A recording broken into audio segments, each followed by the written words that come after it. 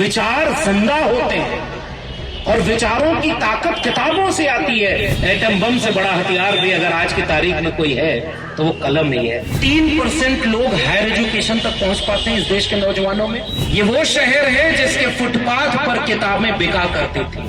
इलाहाबाद वालों, उस कल्चर को बचा सको तो बचा लेना जहां लोग किताबें मिट्टी से उठाकर अपने कमरे में ले जाते हैं, ताकि सभ्यता की बुनियाद में कोई मिट्टी न डाल सके और सभ्यताएं बची रहें। इसलिए जितना पढ़ सके उतना पढ़ें। पढ़ा हुआ कभी भी जाया नहीं होता। और सह लेना, नहीं रुकना मेरे साथी। कि गोबर खाया नहीं जाता, हलवा खाया जाता है। जो छोड़ दिया जाए उसे छोड़ दें और जो रखने लायक उसे रख लें। समय की मार सह लेना, नहीं रुकना मेरे साथी। पुस्तक मेला के आयोजकों का और खासकर अपने किताब के प्रकाशक अनबाउंड प्रकाशन का मैं शुक्रिया अदा करना चाहता हूं कि उन्होंने बातचीत के लिए ये मौका मुहैया कराया है और हम आपसे कैंपस और किताब शीर्षक के बहाने रूबरू हैं। एक किताब के लेखक के लिए मैंने अपने किताब में सबसे पहला वाक्य, अगर आप भूमिका का पढ़ेंगे तो पहला ही वाक्य है कि कलम और किताब इस सभ्यता की सबसे नायाब उपलब्धियां हैं, सबसे नायाब उपलब्धियां। और सभ्यता बहुत पुरानी है, उसे सहेजना, दिशा दिखाना ये कलम और किताब ने किया है और हम यहाँ तक पहुँचे। मैं जिस इलाहाबाद शहर में हम लोग मिल रहे हैं, जब आए तो ये देखकर आए थे कि कुछ इलाहाबाद में सामा नहीं बहबूद के, कुछ इलाहाबाद में सामा नहीं बहबूद के। बहबूद मतलब होता है कल्याण। यहाँ धरा क्या है बजुज अकबर के और अमरूद के। ये अकबर इलाहाबादी का शेर है। और जब हम आए तो शुरुआत यहाँ से हुई कि क्या है इस इलाहाबाद में। और लेकिन इसी इलाहाबाद में एक ऐसा विश्वविद्यालय, और मुझे खुशी है और ये पहला मौका है इस किताब के लिखने के बाद उसी मिट्टी पर खड़े होकर ये कबूल करने का कि अगर इलाहाबाद विश्वविद्यालय न होता और वो सरकारी न होता तो यहाँ तक का सफर असंभव था। शायद हम आजमगढ़ से इलाहाबाद आ ही नहीं पाते अगर इसकी फीस भी थोड़ी महंगी हो गई होती। इसी इलाहाबाद विश्वविद्यालय ने और उस विश्वविद्यालय के भीतर लिखने, पढ़ने, बोलने के संस्कार ने ये हमें यहां तक पहुंचाया है। मैं एक बात कहना चाहता हूं कि एक शेर ने, बहुत अच्छा शायर ने लिखा कि शौक के दीदार अगर है तो नजर पैदा कर। आप अगर कुछ भी देखना चाहते हैं तो सबसे जरूरी चीज है नजर होनी चाहिए। और नजर का तकाजा ये है कि आप वही न देखें जो लोग आपको दिखा रहे हैं या जितना दिख रहा है। आप वह भी देख पा रहे हैं क्या कि जो छिपाया जा रहा है या जिसे जानने नहीं दिया जा रहा है। विश्वविद्यालय आपके जहन में, आपकी शख्सियत में केवल किताबों के जरिए इम्तिहान और इम्तिहान के बाद एक डिग्री मिल जाए, इसके सफर का नाम विश्वविद्यालय नहीं होता। डिग्रियों का कोई भरोसा नहीं, वो कागज के पुलिंदे हैं। आप इस किताब में पढ़ेंगे तो शुरुआती पन्नों पर मैंने ये बात लिखी है कि हमारे लिए वो डिग्रियां नहीं मांगी, वो चीज मिली कि कैसे देखना है, दुनिया को देखने का नजरिया। इन चीजों को लेकर के किताब और कलम से एक रिश्ता बनता है और मुझे खुशी है कि हम कैंपस और किताब पर बात कर रहे हैं। तो किताब बुनियादी तौर पर एक मनुष्य होने की शुरुआती तालीम का नाम, और वो तालीम कैंपस से जुड़ी हुई। मैं आज जब आ रहा था, हमारे विश्वविद्यालय के बहुत सारे छात्र, नौजवान, वहाँ के पुराने छात्र नेता बहुत सारे लोग मिले, उन्होंने बहुत स्वागत किया। उन विश्वविद्यालयों के बीच से कभी मैं आता हूं तो अभिषेक भाई इस बात से परेशान होते हैं, मैं इनसे कहता हूं कि मैं बहुत नॉस्टैल्जिक हो जाता हूं। पुरानी यादें जो उस विश्वविद्यालय से जुड़ी हुई, उस विश्वविद्यालय का जो सूत्र वाक्य है, क्वाट रमी टट अर्बोरस, जितनी शाखाएं उतने वृक्ष। आप कल्पना करिए कि शाखाओं को वृक्ष बनाने का हुनर कैंपस के भीतर होता है, इसलिए हम कैंपस को याद करते हैं। और उस कैंपस के भीतर जो नजरिया मिला, सोचने का, समझने का, देखने का दुनिया, वो किताबों से मिला। तो मुझे लग रहा है कि कैंपस और किताब के बीच का ये रिश्ता, मुझे लग रहा है कि हमारी बुनियाद का रिश्ता है। सफर बहुत सामान्य होता है। आप, मेरे हाथ में जो किताब है, इस किताब के ऊपर सबसे कोने पर अगर लिखा है कि 50,000 कॉपियां बिक चुकी हैं और ये हिंदी की किताब है, तो मुझे लग रहा है कि इसका श्रेय अगर किसी को जाता है तो उन लोगों को जाता है जिन्होंने इसे पढ़ने में दिलचस्पी दिखाई और इस किताब को 50,000 की संख्या में अपना पैसा दे करके खरीदा है। तो उनके लिए मैं शुक्रिया अदा करता हूं। किताब लिखते समय कोई लेखक नहीं जानता है कि वो किताब कितनी बिकेगी या कितनी बिकी है, इससे तय किया जाए कि वो अच्छी है या खराब है।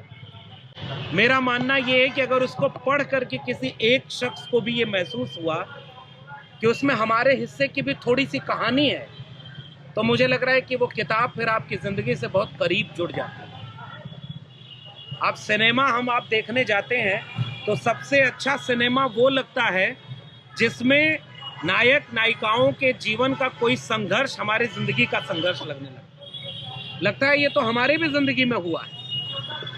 और अगर वहां का एक रिश्ता नहीं बन पाया, उस रिश्ते से हम जुड़ नहीं पाए, तो फिर वो अपना नहीं महसूस होता। इसलिए मैं शुक्रिया अदा करूंगा उन 50,000 लोगों के जिन्होंने इस किताब को पढ़ते समय सैकड़ों फोन किए, मैसेज भेजे कि इस किताब में आपने हमारे हिस्से का भी सच कहा है। और ये किसी भी किताब के लिए सबसे बड़े पुरस्कार की तरह होता है। हालांकि इस पर एक पुरस्कार मिला है, पेन पेपर अवार्ड। हिंदी में अपनी कैटेगरी में एकमात्र किताब है भारत की जिसको ये पुरस्कार मिला है। मैं फिर भी कह रहा हूं कि इन 50,000 किताबों के बिकने और किसी सम्मान या पुरस्कार के होने से ज्यादा बड़ा है कि मेरे समाज के लोगों में इस किताब को लेकर क्या चेतना पहुंची।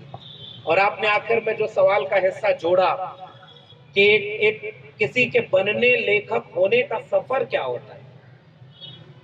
हम जिस कवि को हम सुन रहे थे अभी, यश मालवीय जी को, और मैं आपको फिर से शुक्रिया अदा करता हूं, आशीष ने वो बात रेखांकित की, मैं फिर से कह रहा हूं, एक जमाने में कैंपस के भीतर का माहौल ये तय करता रहा है कि सियासत का माहौल कैसा होगा। और कैंपस के भीतर की सबसे बुनियादी शर्त होती है संवाद। अलग अलग रंग के, अलग अलग विचार के, अलग अलग दृष्टिकोण के मानने वाले लोग एक कैंपस के भीतर होते हैं, वाद विवाद संवाद करते हैं, और उससे तय होता है कि कैंपस के बाहर का समाज कैसा होगा। वक्त कम है, वरना मैंने जो कैंपस के बारे में अपनी किताब में लिखा है वो मैं पढ़ के सुनाता, लेकिन आपसे चाहूंगा कि अगर मौका मिले तो पढ़िएगा। मैंने एक वाक्य इसमें लिखा है अपनी किताब में कि बाबा साहब डॉक्टर अंबेडकर का जिक्र आपने किया।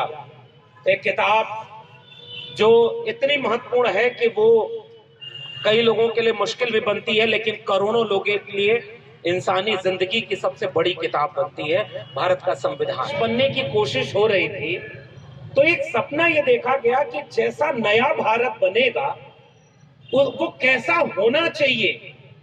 एक देश, एक समाज के भीतर जो बीमारियां हैं, जो मुश्किलें हैं, उन बीमारियों का इलाज कौन कौन करेगा। तो उन बीमारियों का इलाज करने के लिए कुछ संस्थाएं बनाई गई। ये मीडिया होगी, ये बीमारी का इलाज करेगी। अब पहला इनाम मैंने मीडिया लिया, डॉक्टर को खुद बीमारी हो जाए तो फिर उसका इलाज कौन करेगा। लोकतंत्र कैसे अंतिम व्यक्ति तक पहुंचेगा, उन संस्थाओं में सबसे बड़ी संस्था का नाम है विश्वविद्यालय, कैंपस। और कैंपस जिस शहर में होते हैं, उस कैंपस के भीतर एक ऐसा नया विमर्श तैयार होता है जो किताबों की शक्ल में नागरिक तैयार करता है। और मैंने अपनी किताब का एक बुनियादी वाक्य लिखा है कि एक डरा हुआ शिक्षक अपनी कक्षा में रीढ़ विहीन विद्यार्थी तैयार करता है जो समाज में जाकर मुर्दा नागरिक में तब्दील हो जाता है। विश्वविद्यालय डरे हुए लोगों की जगह नहीं होती, निडर बेखौफ होकर के सवाल पूछने वालों की जगह होती है। और मैं फिर से ये कबूल करता हूं कि मेरे इलाहाबाद विश्वविद्यालय ने हमें ऐसे प्रोफेसर दिए जो जब हम बीए में पढ़ते थे तो हमारे प्रोफेसर, चाहे वो प्रोफेसर सत्यप्रकाश मिश्र हो या राजेंद्र कुमार हो या प्रणय कृष्ण हो, मैं यहाँ उस शहर में उनका नाम लेता हूँ, उन लोगों ने पैर छूने की संस्कृति पर मुझसे कहा, हमारे लोगों से कहा कि पैर क्यों छूते हो, सम्मान और ये पद यहाँ पर नहीं है, हाथ मिलाया करो। तो समानता का पाठ पढ़ाने वाले तो हमारे प्रोफेसर रहे। कैंपस ये देता, कैंपस सवाल पूछने पर ये नहीं कहता कि आप सवाल पूछ करके अपमान कर रहे हैं। कैंपस असल में सवाल पूछना सिखाता है, और सवाल क्या पूछे ये किताबें सिखाती हैं। इसलिए इस किताब को मैं समझता हूं कि निडर और बेखौफ समाज बनाने की कोशिश की तरह देखा जाना चाहिए। वही सफर रहा जो इस इलाहाबाद विश्वविद्यालय ने दिया, फिर दिल्ली विश्वविद्यालय ने दिया, और उसी को हमने जिया है। तो मुझे लग रहा है कि उसी बहाने ये सफर आगे बढ़ा। जी, इस तरह की घटना हुई, आपको जानबूझ करके पार्शियलिटी आपके साथ की गई, और आज आप शिक्षक न होकर के भी जो बताया हमारे भाई ने कि आप इस समय पूरे देश में जो नौजवान हैं उनके सामने एक बहुत बड़ा उदाहरण, प्रेरणा स्रोत बन चुके हैं। तो जो आपकी यात्रा रही है कि कैसे किताब आपने लिखा, किताब लिखने का ख्याल कैसे आया, उसमें जो आपका दर्द है उसको पिरोया है आपने। हमने देखा है कि कई जगहों पर आपने ऐसी ऐसी चीज़ों को लिखा है, वर्णन किया है कि वो सबके साथ होता है, सभी लोग कहीं ना कहीं दो चार हुए हैं इन सब चीज़ों को लेकर के। तो वो जो भावना थी उस भावना तक ले चली है हम लोगों को। बहुत फिर से आपने नॉस्टैल्जिक किया है, पुरानी यादें इलाहाबाद विश्वविद्यालय की। मुझे हमारे पुराने छात्र नेता कुछ लोग बैठे हुए हैं, मैं आ रहा था तो जिक्र कर रहा था कि हम लोग पूर्वांचल के उन जिलों से पहली पीढ़ी के लोग जब आते हैं, इस किताब में मैंने वो भी बात लिखी है कि एक गठरी में थोड़ा सा चावल, थोड़ी दाल, थोड़ा सा, पहली बार जब शुरुआत में कोई आता है तो हल्दी नमक तक घर से एक एक पुड़िया बना के बांध के माँ अपने बच्चों को दे देती है। और मैंने एक वाक्य इसमें लिखा, एक बार मुझे याद है अभिषेक जी की, एक विद्यार्थी जो बीए सेकेंड ईयर का था इलाहाबाद विश्वविद्यालय का ही, कहीं से मेरा नंबर पाके उसने फोन किया, और फोन करके वो पहले रोने लगा। तो हमने उससे सोचा कि भाई हुआ क्या है, तो चुप करा करके पूछा तो कहा कि सर, पिछली साल जब मैं इलाहाबाद आ रहा था और मैं आपकी किताब मेरे हाथ में है और मैं वही पन्ना पढ़ रहा हूँ और आपका नंबर कहीं से खोज के फ़ोन किया, तो पहले फ़ोन अपनी मम्मी को कर दिया कि बिल्कुल वैसे ही गठरी बांध करके आज भी मेरी माँ ने हमें भेजा है, अपनी उम्मीदों की गठरी भी हमारे ऊपर लाद के भेजा है कि आप कामयाब होंगे तो हमारी पीढ़ियों का मुस्तकबिल बदल देंगे। मुझे लग रहा है कि किसी भी लेखक के लिए या आपके मनुष्य होने के लिए इससे बड़ी बात क्या है कि आपका किस्सा लोगों का किस्सा महसूस होता है। उस समय छात्र संघ से दूर रहना ये सिखा के हमें घर से भेजा जाता था, राजनीति किए तो वापस बुला लेंगे, ये तालीम शुरुआती होती, क्योंकि राजनीति का जो शुरुआती चेहरा बना हुआ है आम लोगों के बीच में वो बहुत नकारात्मक बना दिया गया। अब आज कैसा है वो हमसे बेहतर आप जानते हैं, उस पर टिप्पणी हम बैठ के यहाँ नहीं करेंगे। लेकिन हमने जो तालीम बाद में पाई, इस विश्वविद्यालय के भीतर पाई, तमाम छात्र संगठन के लोग जब विश्वविद्यालय में क्लासेस खत्म होती थी उसके बाद स्टडी सर्कल चलाते थे, तमाम लोग अलग अलग तरह से किताबों पर बातचीत करते थे। उस दरमियान ही हमने विद्यार्थी और राजनीति भगत सिंह का वो लेख पढ़ा और जिसमें भगत सिंह कहते हैं कि विद्यार्थी को शिक्षा केवल इसलिए नहीं पानी चाहिए कि उसे क्लर्क बनना है या कोई नौकरी पानी है। और विरोधाभास देखिए कि विश्वविद्यालयों में अधिकांश लोग इसलिए भेजे जाते हैं कि आप कोई अच्छी नौकरी पा जाए, इसके लिए पढ़ाई करिएगा। और नौकरी केंद्रित, डिग्री केंद्रित शिक्षा हमारी बनाई जा रही है। और इसका एक मकसद है, साक्षर हो आप, समझदार हो, लेकिन उतने ही समझदार हो कि जितने से हमारा काम चलता रहे। ताकतवर लोग हमेशा यही समझते हैं। कोई ताकतवर ओहदे पर बैठा व्यक्ति कभी नहीं चाहेगा कि नीचे बैठे हुए लोग वो इतने सक्षम हो जाएं कि वो सवाल करने लगे। इसलिए शिक्षा को सवालों से बचाया जाता है। विश्वविद्यालय वो जगह होती है जहां सवाल पूछना सिखाया जाता है।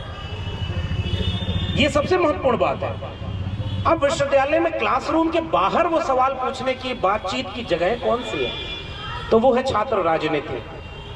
और मुझे इस बात को कहने में कोई गुरेज नहीं है कि इलाहाबाद विश्वविद्यालय तो वो विश्वविद्यालय रहा है जिसने इस देश को बहुत बड़े बड़े राजनेता दिए, कई प्रधानमंत्री दिए हैं, मुख्यमंत्री दिए हैं, IAS PCS तो दिया ही दिया है। अब वो इलाहाबाद विश्वविद्यालय क्या दे रहा है मुझे नहीं पता, आज के मौजूदा वक्त में उसका हाल क्या है। पहले उस विश्वविद्यालय के भीतर 4 दीवारियां कम थीं तो बातचीत की जगह ज्यादा थी। आजकल मैं समझता हूं कि देश भर के विश्वविद्यालयों में 4 दीवारियां बना दी गई हैं, घेर दिया गया है कि कौन उनमें क्या बोले क्या नहीं बोले, इसका फिल्टर लगा दिया गया है। उसके बाद विश्वविद्यालय कितनी दूर तक इमारतों से बचेगा मुझे नहीं पता, क्योंकि विश्वविद्यालय इमारत का नाम नहीं होता। इमारतों से कोई विश्वविद्यालय नहीं बनता। उन इमारतों को जिंदा कौन करता है? वो उसकी कक्षाएं होती हैं, वहां के प्रोफेसर्स होते हैं, और विद्यार्थियों के भीतर ये चेतना होती है कि सवाल पूछने की ट्रेनिंग कहां से मिलेगी। वो ट्रेनिंग छात्र संघ से मिलती है, वहां से नेता भी पैदा होते हैं। अच्छा, देश में इस किताब को पढ़ेंगे तो एक जगह, एक पन्ने पर एक जिक्र आया है, मैं इसके बहाने बात करता हूं। एक विद्यार्थी, हम लोग डूटा में थे, दिल्ली विश्वविद्यालय टीचर एसोसिएशन, तो वहां पर बड़े बड़े प्रोटेस्ट होते थे। तो प्रोफेसर आंदोलन करने जा रहे हैं, प्रोफेसर यूजीसी जा रहे हैं, यूजीसी हाय हाय मुर्दाबाद नारे लगा रहे हैं और अपील करके आ रहे हैं कि विद्यार्थियों आप भी चलो। तो पहले हम अपने विद्यार्थियों को कन्विंस करते थे कि पता है ये प्रोटेस्ट क्यों हो रही है, क्योंकि तुम्हारी फीस बढ़ाई जाए। आप जब फ्रांस का जिक्र कर रहे थे, मुझे याद है आज से चंद वर्षों पहले फ्रांस में जब अभी रिवॉल्यूशन हुआ 19वीं सदी में, 20वीं सदी में, तो वहां का जो सबसे बड़ा बुद्धिजीवी था जेan पाल सार्त्र, वो छात्र आंदोलन में आगे आगे पर्चा बांटते हुए चल रहा था। तो बुद्धिजीवी की भूमिका क्या होती है, प्रोफेसर की भूमिका क्या होती है, विद्यार्थी की भूमिका क्या होती है? भीड़ का हिस्सा बनना नहीं, भीड़ को विवेकवान करना, क्योंकि भीड़ के पास कोई विवेक नहीं होता। और विवेकवान जहां किया जाता है, वहीं अगर ये माहौल बन जाए कि अब आप विवेकवान मत बनो, तो उसको करने के लिए सबसे शुरुआती जगह थी कि आप छात्र संघों पर बैन लगा दो, ताकि छात्रों के बीच से नेता न पैदा हो। मैंने इस किताब में एक जगह लिखा है अभिषेक जी की उन विद्यार्थियों को समझाते हुए हम प्रोफेसर बनकर के जब ये कहने लगे कि क्यों आंदोलन करना पड़ रहा है, तो वो कहे ये तो राजनीति है। हमने कहा कि राजनीति के बिना कुछ भी नहीं होता। आपकी फीस क्या होगी ये कौन तय करता है? राजनीति।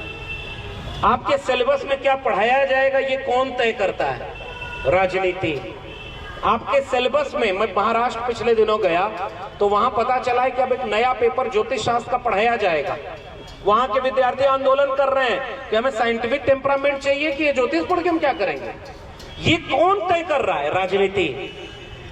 अगर सब कुछ राजनीति तय कर रही है तो राजनीति को हम क्यों न तय करें? और ये काम राज छात्र संघ करते हैं। छात्र संघ सवाल पूछना सिखाते हैं।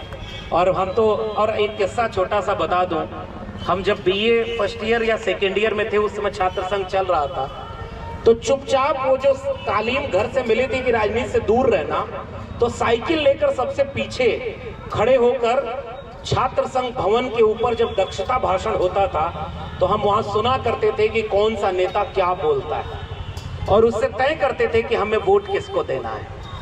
वो दक्षता भाषण आज भी हमें याद है। और उस बार का वोट हमने मुझे आज भी याद है कि हमने उन्हें दिया जिसका सबसे अच्छा भाषण था।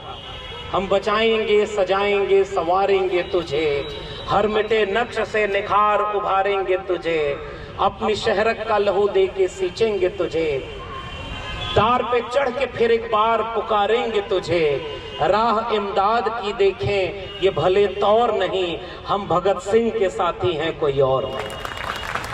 और जब ये भाषण हुआ तो हमें लगा कि यार ये ऐसे लोग राजनीति में होने चाहिए। फिर DU गए, JNU गए, वहां के दक्षता भाषण हमने देखे तो वहां हमने ये देखा कि सवाल पूछने का सलीका, पढ़ने का सलीका, बोलने का सलीका ये सिखाता है छात्र संघ और कक्षाएं।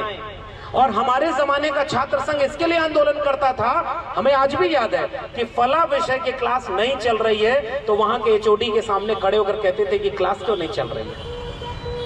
और अगर अब वो बंद हो गया, अब तो मैं देखता हूं कि यही इलाहाबाद विश्वविद्यालय है, समझदार को इशारा काफी, कुछ ही दिन बीते होंगे कि विश्वविद्यालय की फीस 400% बढ़ाई गई और जो विद्यार्थी आंदोलन किए उन्हें जेल जाना पड़ा। ये बदलाव है। अगर आपको इस बदलाव का स्वागत करना है तो बधाई, आपके लिए नया शहर, नए विश्वविद्यालय इंतजार कर रहे हैं। अगर आपको मौका न मिले तो आपके ऊपर क्या बीतेगी? हमें तुरंत डिसीजन लेना था कि क्या करना चाहिए। आज भी हम वही काम करें जो पिछले कई सालों से इलाहाबाद विश्वविद्यालय के सामने किए हैं कि हट करके इसी जगह पर बैठ जाएं और तब तक न हटे जब तक कि दरवाजा न खुल जाए, या फिर हम किसी तरह से अपने नायक आदरणीय शहीद लाल पदमधर जी को माल्यार्पण करके आगे बढ़े, क्योंकि उस जगह पर हम लोग पहुंच चुके हैं। छात्र संघ को दबाया गया, बंद किया गया, ये हम लोगों के ऊपर पहला बड़ा हमला था, इस देश के ऊपर हमला था। उसके बाद आपने कहा कि आप दिल्ली विश्वविद्यालय के छात्र शिक्षक संघ में थे, वहां पर आप लोगों को भी आंदोलन करने की जरूरत पड़ी, किसानों को भी आंदोलन करने की जरूरत पड़ी है, हर वर्ग के लोगों को आज आंदोलन करने की जरूरत पड़ी है अपनी बात मनवाने के लिए। तो उस दिशा में हम आप लेखक के तौर पर आपसे पूछना चाह रहे हैं कि आप लेखक हैं, कितना बड़ा हमला लेखकों के ऊपर हो रहा है। अभी दिल्ली में जो अंतर्राष्ट्रीय बुक फेयर लगा हुआ था कुछ साल पहले, उसमें हम कई किताबें ढूंढ रहे थे कि शायद वो मिल जाए जो हम लोगों के काम की है, खास तौर से अरुंधति रॉय की, या फिर हम लोगों के जो खास तौर पर समाजवादी लेखक हैं जो एक दिशा देते हैं। किताबें नहीं मिल रही हैं बड़े बड़े मेलों में। यहाँ पर तो हम सोच लिए कि यहाँ पर कौन कौन सी किताबें होंगी। हमें बहुत कठिन शब्द कहने में कोई झिझक नहीं है कि जो किताब आपको चाहिए वो शायद यहाँ नहीं मिलेगी। इस तरह से अंकुश लगाया जा रहा है, इतिहास पुनर्लेखन की तैयारी हो रही है। जिन भी किताबों से आपको सही जानकारी दी जाती थी वो चीज को खत्म किया जा रहा है। लेखक अगर सही सवाल करे तो उसको गोली मार दिया जा रहा है। ऐसे में आप क्या मानते हैं कि आज के दौर में कितना कठिन हो चुका है, जब कोई इस बात पर पूरे समाज में जहर घोलने पर लगा है, झूठा इतिहास को गढ़ने पर लगा है, परंपराएं नहीं जानते हैं लेकिन नई परंपराएं बनाने पर तुले हुए हैं। आधुनिकता से कोई लेना देना नहीं है, लेकिन वो एक अराजक आधुनिकता को की तरफ ले जाना चाहते हैं। इस दौर में जो वास्तविक जो स्थिति है इस समय समाज की, उस पर आप क्या कहना चाहेंगे? हम ये, क्योंकि ये शहर शिक्षा और साहित्य की राजधानी रहा है। हम लोग इलाहाबाद की जो आप बात करते हैं तो ममता कालिया जी ने इलाहाबाद के लिए लिखा है, हमारे राष्ट्र कवि ने भी लिखा हुआ है इलाहाबाद को लेकर के कि जीते जी इलाहाबाद, उस पर भी आप बताइएगा। लेकिन जो सामने जो लेखकों के सामने जो संघर्ष, क्योंकि किताबें या लेखन ही आपका जो विचारधारा का प्रवाह है, उसी को लेकर के ही हम लोग कोई क्रांति कर सकते हैं। तमाम जो घोषणाएं हैं, तमाम जो कोटेशंस हैं वो किताबों में लिखे गए, वही लेकर के आज भी हम लोगों को आगे बढ़ने के लिए, नारे लगाने के लिए, क्रांति के लिए आपको प्रेरित करते हैं। लेकिन आज उन पर अगर पहरा लगाया जा रहा है या किसी विचारधारा का उस पर कब्जा होता जा रहा है तो उस पर क्या राय है? बिल्कुल, बहुत जरूरी और मुश्किल सवाल आपने किया है। सर्वेश्वर दयाल सक्सेना की एक कविता मुझे याद आती है कि आजकल चुप्पियां बढ़ती जा रही हैं, आजकल चुप्पियां बढ़ती जा रही हैं और उन जगहों पर चुप्पियां बढ़ती जा रही हैं जहां बोलना जरूरी थी। और बोलना, समझदारी के बिना बोलना, कलम और किताब के बिना बोलना मुश्किल काम है। और इस मुश्किल से आसान बनाने का काम करती है किताबें। और हम एक पुस्तक मेले में बैठे हैं। मुझे एक शेर याद आ रहा है कि हौसलों में फकत उतार सही, वक्त ज्यादा ही बेहिसाब सही, नाउम्मीदी से लाख बेहतर है एक उम्मीद दागदार सही। अभी कम से कम इतना वक्त बचा है कि पुस्तक मेले लग तो रहे हैं, किताबों के मेले लग रहे हैं और किताबों की अहमियत समझने वाले यहां इकट्ठा हुए हैं। और किताबों को सभ्यता का इतिहास रहा है। इलाहाबाद के लोगों, ये शहर मुर्दा शहरों में नहीं गिना जाता, ये जिंदा लोगों के शहर की तरह गिना गया। जब भी मुश्किल वक्त आया तो प्रतिरोध की तरह खड़े होने वाले शहरों में एक शहर इलाहाबाद रहता। हम तो साहित्य के विद्यार्थी हैं। हमारे इसी शहर में कोई सूर्यकांत त्रिपाठी निराला हुआ जिसने लिखा कि भेद कुल खुल जाए जो सूरत हमारे दिल में है, और देश को मिल जाए जो पूंजी तुम्हारे मिल में है। ये लिखने वाला हिम्मत का काम इसी शहर के लोगों ने किया। और इस शहर में बहुत बड़े बड़े रचनाकारों को, लेखकों को, विचारकों को पैदा किया। लेकिन मैं एक बात कहना चाहता हूं कि मुश्किल वक्त कभी आज ज्यादा मुश्किल है या कल था, ये कहना मुश्किल है। मिसाल के तौर पर इस सभ्यता का इतिहास का ये नहीं है कि जो भी लोकतांत्रिक या मानवीय मूल्यों से दूर रहा वो सबसे ज्यादा किताबों से डरता है। इसी दुनिया में किताबें जलाई गई, लाइब्रेरियों में आग लगा दी गई, पढ़ने वालों को, सोचने वालों को सोचने से रोकने की कोशिश की गई, मगर लाख विपरीत परिस्थितियों के बावजूद, हजारों साल के संघर्ष के बाद यहां तक हम पहुंचे हैं।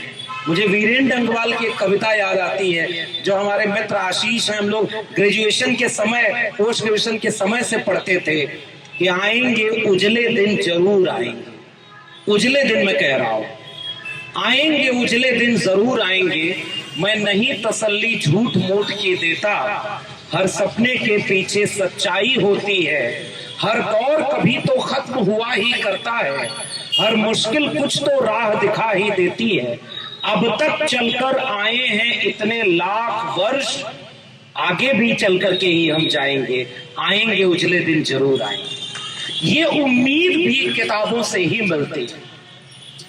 और लेखक का सबसे बड़ा और जरूरी काम यह होता है कि वो अपने वक्त का सच कहने की हिम्मत उठाता है कि नहीं।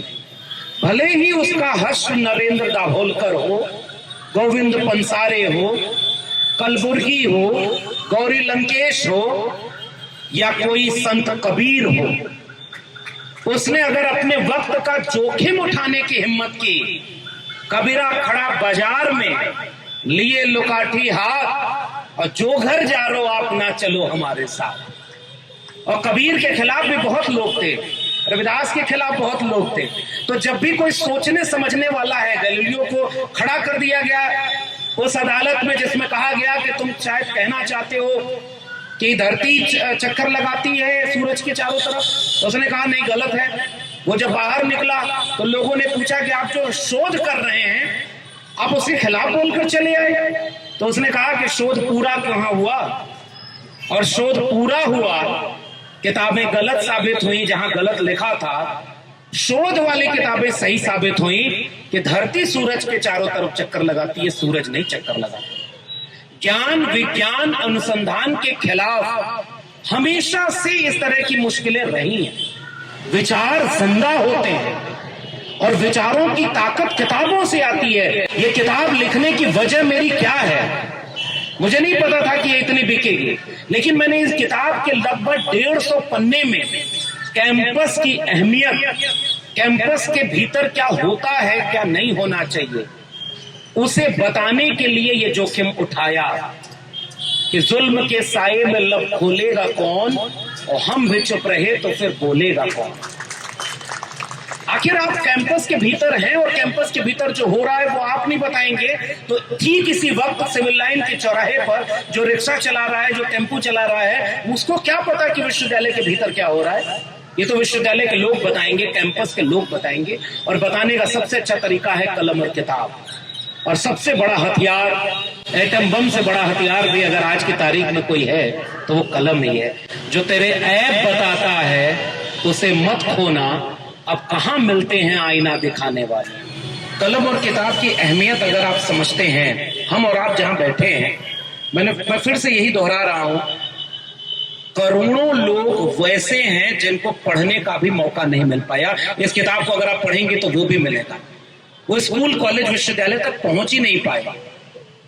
आपको पता है इस देश में 3% लोग हायर एजुकेशन तक पहुंच पाते हैं। इस देश के नौजवानों में केवल 3%, 100 में 3 नौजवान, और उसमें भी रिसर्च तक 1% लोग पहुंच पाते हैं। तो पढ़ने लिखने के लोग भी बहुत कम हैं। और अखबारों को पढ़ना हम पढ़ना नहीं कहते, इसलिए बहुत थोड़े से लोग जो पढ़ने लिखने के कल्चर से जुड़ गए हैं उनके ऊपर जिम्मेदारी बहुत बड़ी है। इसलिए जितना पढ़ सकें उतना पढ़ें। पढ़ा हुआ कभी भी जाया नहीं होता। जॉन एलिया का एक शेर है कि मेरे कमरे को सजाने की तमन्ना है तुम्हें, मेरे कमरे में किताबों के सिवा कुछ भी नहीं। और हमारे कमरे में, और आज भी मेरी लाइब्रेरी में आप जाएंगे, हमने फेलोशिप पाई तब, ये इलाहाबाद है, वही मैं कह रहा हूं कि मौका मिलता तो मैं इसमें से वो पन्ने पढ़ता जो मैंने इलाहाबाद के बारे में लिखे हैं। एक महबूब शहर जिसने हमें ये सिखाया कि कैसे चलना है और ये भी सिखाया कि कैसे नहीं चलना है। मैं हॉस्टल में गया डायमंड जुबली में, तो पता चला कि मेरा कमरा जब अलॉट हुआ, रेट पड़ी, बाद में पता चला कि वो तो किसी और का कब्जा है उसमें, मैं वहां रह नहीं पाया। मुझे सिखाया कि यकीन और भरोसा यूं ही न कर लेना, ठोकरें इंसान को चलना सिखाती हैं।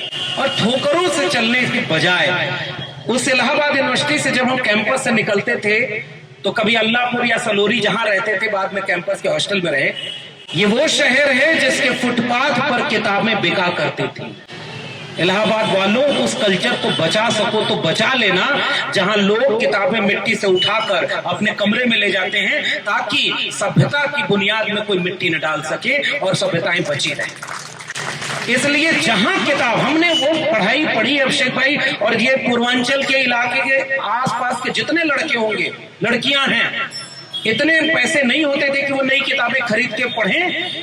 वो लकड़ी के बेंच पर रखी हुई किताबें जो सेकेंड हैंड मिलती थी, हमने उनसे पढ़ाई की, खरीद करके पढ़ा। और मेरे कमरे में आज भी उस समय की तमाम किताबें बची हुई। तो एक रोटी कम खाइएगा, एक कपड़ा कम पहनिएगा, लेकिन एक किताब खरीदने का मौका मिले तो जरूर खरीदिएगा। अभिषेक भाई ने पूछा कि कौन सी किताब, अभी मैंने नमित अरोड़ा की किताब है, आधा लगभग पढ़ चुका हूं, इंडियंस। वो पूरी सभ्यता का इतिहास बताती है। वो इतिहास नहीं जिसको कहा जाए कि ये वाला इतिहास गलत है, हम नया वाला लिखेंगे। लेकिन किताबें पढ़िए। अब जिस विचार को आप मानते हैं उस विचार की किताबें भी पढ़िए, और जिस विचार को आप इस दुनिया, इस मानवता के लिए खतरा मानते हैं, उनकी भी किताबें खरीद करके पढ़िए। अगर पढ़ेंगे नहीं तो जवाब देने का तर्क नहीं डेवलप होगा। आखिर में केवल ये कहना है, जितने नौजवान आए हैं, आप पुस्तक मेले घूमिए। मेरी किताब तो मिल ही रही है। अभिषेक भाई ने कहा कि बहुत सारी किताबें नहीं मिल रही है, लेकिन प्रोफेसर की डायरी आपको मिलेगी। लेकिन कुछ किताबें, चुनिंदा किताबें जिन्होंने हमें सलीका सिखाया, मैं हिंदी साहित्य का विद्यार्थी हूं, उनके नाम लेने लगूंगा तो बहुत सारी किताबें होंगी। लेकिन उसके बाहर समाजशास्त्र की किताबें, हमने डॉक्टर लोहिया की हिंदू बनाम हिंदू से लेकर राहुल सांकृत्यायन की तुम्हारी 6 जैसी किताबें पढ़ी। हमने एक तरफ मंडल कमीशन की रिपोर्ट पढ़ी, बाबा साहब के संविधान और उनके राइटिंग्स को पढ़ा, तो दूसरी तरफ बंच ऑफ थॉट आज भी हमारे कमरे में है। कई बार जब लड़ना होता है तो उससे पढ़ते हैं कि इनकी इस बात का जवाब कैसे देना है। आखिर में अगर आप मुझसे 3 किताबें पूछेंगे कि उन किताबों को पढ़ा जाना चाहिए और जरूर पढ़ा जाना चाहिए, उनमें मैं आपको पहली किताब कहूंगा बाबा साहब डॉक्टर अंबेडकर की एनिलेशन ऑफ कास्ट, सबको पढ़नी चाहिए। डॉक्टर लोहिया की हिंदू बनाम Hindu, the guilty man of the partition, 3-4 पतली पतली किताबें हैं, मैं उनको एक साथ नाम ले रहा हूं उनका। और आखिर में इस सभ्यता के इतिहास के लिए अभी हाल ही में अनबाउंड प्रकाशन ने उसका एक स्केच वर्जन बनाया, सेपियंस, युवाल नोआ हरारी की किताब है। और इस सभ्यता के इतिहास में बाकायदे वो हजारों लाखों साल की यात्रा से कैसे हम यहां तक पहुंचे हैं, वैसे नहीं पहुंचे कि कहां पृथ्वी टिकी है, कहां गंगा किसकी जटा से, वो सब अलग एक चीज है। लेकिन सभ्यता के इतिहास की किताबें आपको जरूर पढ़नी चाहिए। सेपियंस हमने पढ़ी और अब तो उसका स्केच वर्जन अनबाउंड प्रकाशन से भी आया है। और अभी मैं इंतजार कर रहा हूं हरारी की एक नई किताब आने वाली है, नेक्सस, वो पाषाण काल से एआई तक का सफर। और जहां जो किताब मिल जाए उसे पढ़ें। पढ़ने में बस फर्क इतना रखें कि गोबर खाया नहीं जाता, हलवा खाया जाता है। जो छोड़ दिया जाए उसे छोड़ दें और जो रखने लायक उसे रख लें। बहुत शुक्रिया। अंधेरी राह हो फिर भी नहीं झुकना मेरे साथी, ये काले सांप पैरों से लिपटते हैं, लिपटने दो। ये काले सांप पैरों से लिपटते हैं, लिपटने दो। ये सारे दृश्य आंखों में सिमटते हैं, सिमटने दो। जहन में धुंध की बनकर लपट उठना मेरे साथी, समय की मार सह लेना, नहीं रुकना मेरे साथी। भंवर में है भले कश्ती, छिड़ी है जंग रातों से। भंवर में है भले कश्ती, छिड़ी है जंग रातों से। हमें तो बांधना है ज्वार का, ज्वर इन्हीं हाथों से। हमें तो बांधना है ज्वार का, ज्वर इन्हीं हाथों से। जहां पर सख्त हो मिट्टी, जहां पर सख्त हो मिट्टी, वहां उगना मेरे साथी। समय की मार सह लेना, ये मुश्किल 4 दिन की है, विजय के गीत गाने हैं। ये मुश्किल 4 दिन की है, विजय के गीत गाने हैं। भले अपनी हथेली पर अभी पर्वत उठाने हैं, जले रहना मशालों से, जले रहना मशालों से, नहीं बुझना मेरे साथी। जले रहना मशालों से, नहीं बुझना मेरे साथी। समय की मार सह लेना, नहीं रुकना मेरे साथ।